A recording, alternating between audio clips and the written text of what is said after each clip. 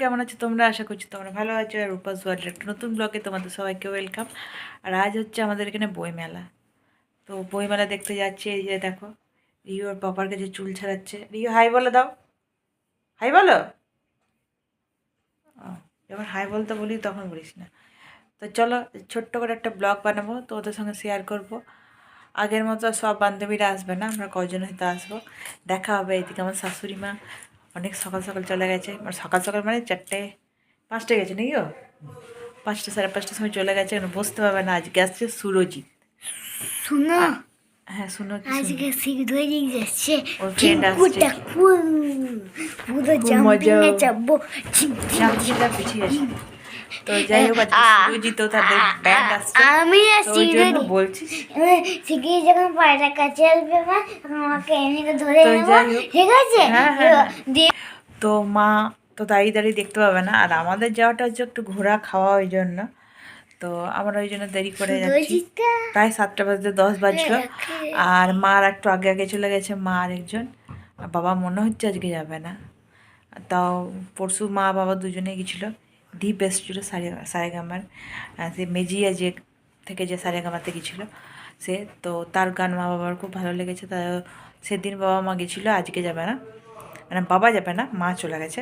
তো চলো আমরা এবারে বাবা বলে, জানো আজকে বাবা বলেই দিয়েছিল যে যাব। পাক্কু ছেলে আয়। ঠান্ডার মধ্যে বেরিয়েছি, তোমাদেরকে পুরো ফগ বাইরেটা। এখন মনে হচ্ছে আরো কিছু করলে ভালো হতো। কুয়াশা পড়ছে আজকে। কুয়াশা পড়ছে আজকে। চলো রিওর পাপা বাইকেই যাবো। না না, কুয়াশা পড়েনি, মজা করি। একটা ফটো তুলি এসো। আমি দি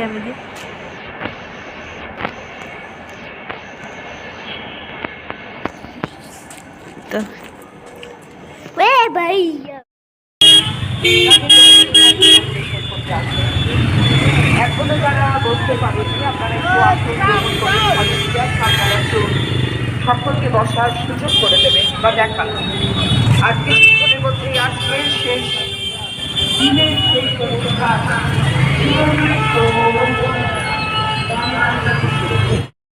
বইমেলা আজকে হচ্ছে শেষ দিন। ভিড় কিন্তু প্রচুর। আগের দিনের ভিড় ছিল, আজকেও ভালো ভিড় রয়েছে। আর ইয়ের পাপাকে দেখতে পাচ্ছি না, ওর জন্য ওয়েট করছি। সঙ্গে সঙ্গে দেখো এগুলো পাওয়া যাচ্ছে।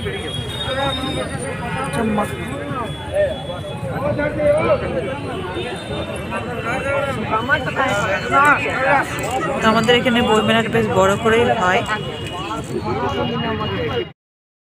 দেখা ওই যে ঘুরছো।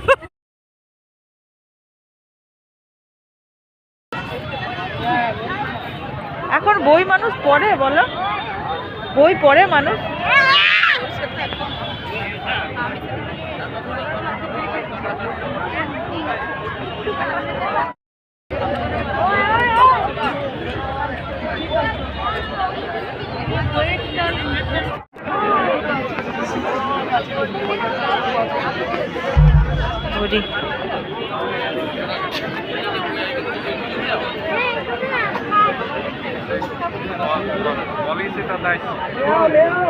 স্টেজে সুরজিৎ দা তার ব্যান্ড উঠে গেছে, আর গান শুরু হয়ে গেছে। তো গান তোমাদেরকে কপিরাইটের জন্য দিলাম না। আর এদিকে ভিড়টাও কিন্তু জমছে, ঠান্ডাটাও আছে। আর বই তো আছে। আর এখন বইমেলায় একটা জিনিস খুব নোটিস করবে, আমার বইয়ের থেকে খাবার দোকান বেশি। আর এখানে একটা মানে আগের বছর যেমন গাছ দেওয়া হচ্ছিল, এবছরও গাছ দেওয়া হচ্ছে। তার সঙ্গে জোকার সেজে বেলুন দিচ্ছে। তো সেই জোকারকে দেখে রিও কিন্তু খুব ভয় পাচ্ছে। বলছে আমাকে পাপার কাছে দিয়ে এসো, আমাকে পাপার কাছে দিয়ে এসো। তো আমি ওই জন্য রিওকে বললাম একটু ওয়েট করে যা, তো সব ফ্রেন্ডরা চলে আসুক, তাহলে দেখবি ভালো লাগবে। তো ওকে ওই জন্য বইয়ের কাছে নিয়ে গেলাম। আরও তো বই দেখতে কিনতে ভালোবাসে, গল্পের বই। তো বললাম ঠিক আছে, লাস্টে বই কিনে নিয়ে যাব। আর এদিকে ওর দেখো ফ্রেন্ডরাও চলে এসছে। ফ্রেন্ডদের দেখে একটু আনন্দ হলো, ঠিক কথাই। কিন্তু ওই যে আমাকে দিয়ে এসো পাপার কাছে, আমার ভয় লাগছে। জোগাড়গুলো এমন সেজেছে, রিও ভাবছে ওই তো ওকে ধরে নিয়ে চলে যাবে। এটাই হচ্ছে ওর ভয়। ওর বাবার কাছেও শিখিয়ে। সমস্ত বন্ধুদের কাছে অনুরোধ, আমি জানি অনেকে মোবাইলে ভিডিও করছে, কিন্তু তবু বলবো যদি কিছুক্ষণের জন্য হলেও মোবাইল থেকে টর্চটা জ্বালিয়ে তুলে ধরেন ওপরে রানীগঞ্জ বইমেলার জন্য। বইমেলা 3 বছর, এরকম করে যেন বইমেলা রজত জয়ন্তীও হয়। আমি থাকবো কি না থাকবো জানি না, যেন তখনও শিল্পীরা আসেন এখানে আপনাদের গান শোনাতে। আপনারা সবাই খুব ভালো থাকবেন, আপনাদের প্রত্যেকের জন্য অনুরোধ, রানীগঞ্জের জন্য, রানীগঞ্জের বন্ধুদের জন্য, রানীগঞ্জ বই মেলার জন্য। রিওকে দিয়ে দিলাম ওর পাপার কাছে। ওর ঠাকুমা এসে জায়গা রেখেছিল আমার জন্য। তো আমি তো বান্ধবীদের সাথে ঘুরছি, গল্প করছি, তো ওর জন্য বললাম তুমি ওই সিটটাতে বসো আর রিওকেও বসাও। তো রিও এখন বসে বসে গান শুনছে আর আমরা একটু ঘুরছি আর ভাবছি একটু বাইরে খেতে যাব। খেতে যাবো বলতে আমি খাবো না, তার কারণ আমার শরীরটা ঠিক নেই। আর তার থেকেও বড় কথা হচ্ছে রিও তেলে ভাজা খেতে পাবে না, সবাই বলছে চিকেন পকোড়া খাবো। তো ওই জন্য আর আমি খেলাম না কিছু।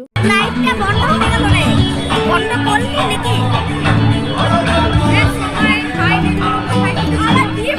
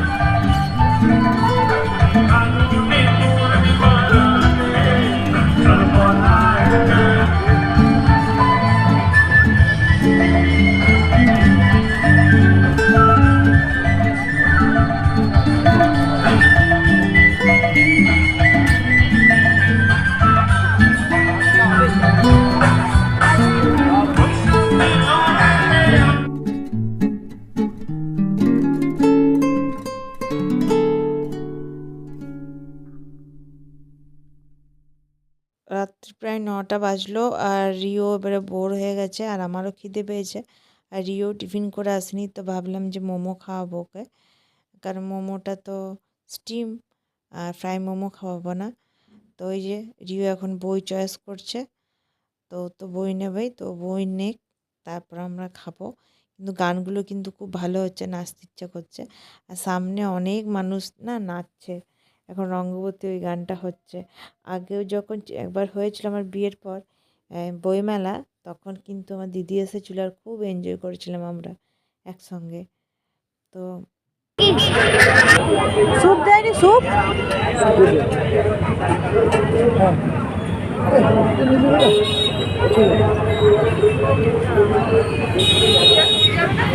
কেমন করেছে নিরু, কেমন করেছে? মোটামুটি। নিরু কেমন করেছে? হেভি। এক প্লেট নেবো আর এক প্লেট নেবো। হ্যাঁ, দেখবে তুমি মেয়োনিজ দিয়ে খাও, হ্যাঁ ঝাল চাটনি দিও না, মেয়োনিজ দিয়ে খাও তুমি। তো রিও তো দুটো মাত্র মোমো খেলো আর নিরু বললো না খিদে পেয়েছে, চলো আরেক প্লেট মোমো নিয়েই নিই। তো আমিও এক প্লেট মোমো খেয়ে আমার তো রাতে ডিনার কমপ্লিট। রাতে আর আমি কিচ্ছু খেতে পারবো না, তার কারণ এখন প্রায় 9টা বাজলো। আর তার সাথে স্যুপটাও দিয়েছিল, তো স্যুপটা এত ঝাল করেছিল যে আমি খাইনি, নিরুকে দিয়ে দিলাম, ওই দুটো স্যুপ খেলো।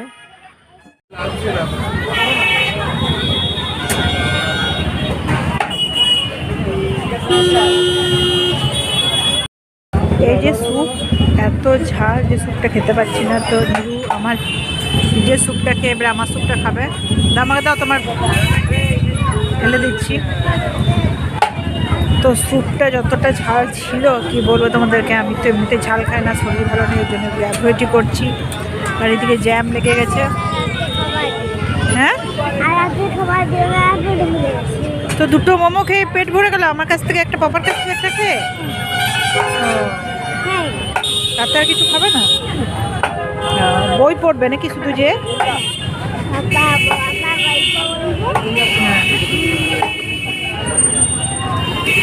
আগে চলে এসেছি তো চেঞ্জ করিনি, তার কারণ ঠান্ডা করছিল খুব, ওই জন্য। তাকে বই কিনেছে একটা, দেখো রিও কি বই কিনেছে একবার দেখাও।